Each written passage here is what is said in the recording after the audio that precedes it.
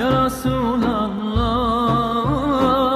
يا شيماني پەیامبەرێک کە هەمیشە لە خەمی ئومەتەکەیدا بوو بێت شایانی ئەوەیە کە بەردەوام یاد بکرێتەوە لە چوارچێوەی یادکردنەوەکانی مانگی ڕەبیعی یەکەم و یادی لەدایکبوونی سەروەری مرۆڤایەتی لە مزگەوتی خانەقای شاری سلێمانی مەراسیمێک بەڕێوەچوو هاوڵاتیانیش پەیامی خۆشەویستی و پامەندی خۆیان بە پەیامەکەی پێغەمبەری ئیسلام دووپا دەکەنەوە. پێغەمبەری خۆشەویستی هەموو پێغەمبەران و عەلەیهیسسلام شافعی ڕۆژی مەحشەر و ئێمە پیرۆزبایی یەکەین لەم یادە گەورە و ئینشاءالله سوپاسی ئەوەی شەکەین و دوعای خێرتان مەکەین و خوا مەحفوظتان کە و سەرکەوتووەکە خوا حرمەتان زیادکە ئینشاءالله. لار خۆشەویستیمان لێ بۆ پێغەمبەری خوا صلی الله علیه و سلم کە پێغەمبەری خۆشەویست بۆ کەسان کە بە یاد یەکەین لەم مانگەیە کە یادێکەین بۆی دوێ هۆی ماوەیە بۆ شەفاعەتکار لە شەفاعەتمان بۆ بکات و خۆشەویستی بە صلی الله علیه و سلم کە بتوانین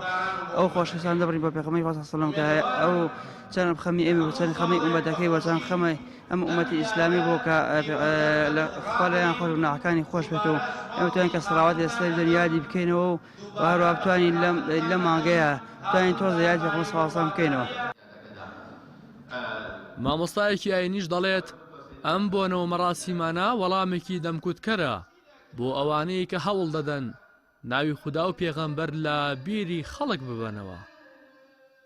خەڵکانێکی زۆر هەن کە دژایەتی ئیسلام و دینی ئیسلام و دژایەتی قورئان و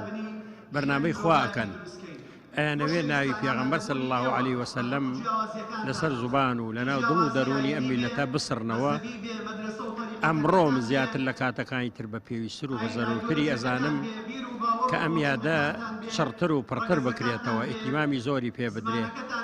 نەک بەوەی کە یادەکە تەنها بڵێ بۆ شیرینی خواردن و شیرینی بەخشینەوە نا بەڵکو بۆ ناساندنی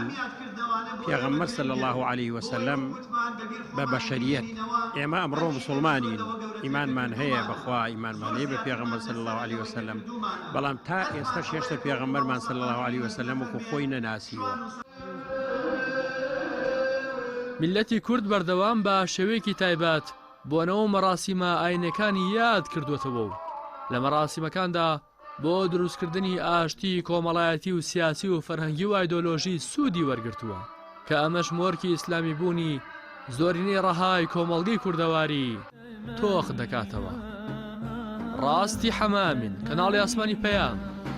سلێمانی. هەرکەس عاشقتە